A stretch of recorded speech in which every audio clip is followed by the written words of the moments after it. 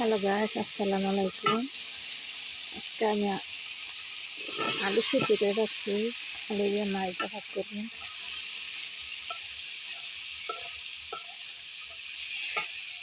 এই মাছ আগে ভাজি করে রাখছি।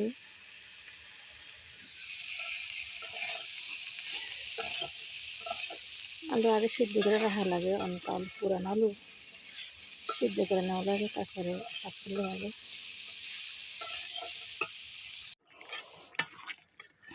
মাছ দিলাম তরকারি।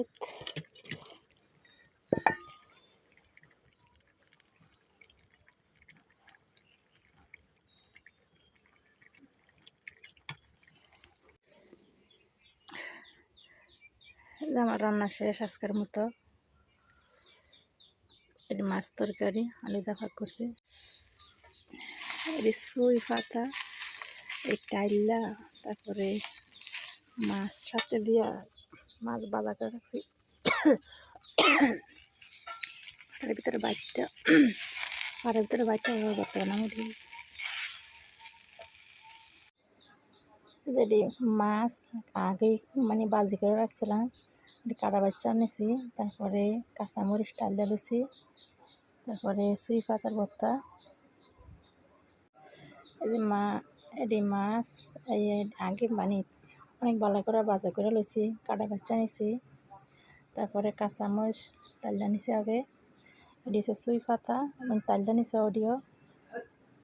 এই যে আমার সুই পাতার ভর্তা খাইছি, আমার তো অনেক ভালো লাগছে। খানা শেষ, কিন্তু মাছ তরকারি আমার ছেলে মেয়ে খানা অনেক বাতাস ছিল তখন, মানে ঝড় তুফানের মতোই। কুমিল্লা অনেক বৃষ্টি ছিল, পুষ্পিনী বা অনেক পানি ছিল, মানে জমিনের ভিতরে, যে চকের ভিতরে আমার ঘরের পাশে পানি। আম্মু এই যে আমার আম্মুরিন অনেক ভয়, পানির ভিতরে গেছে গা। আম্মু পানি লও, ওর এমনি অনেক ভয়, সাথে আছে পুষ্পিনী।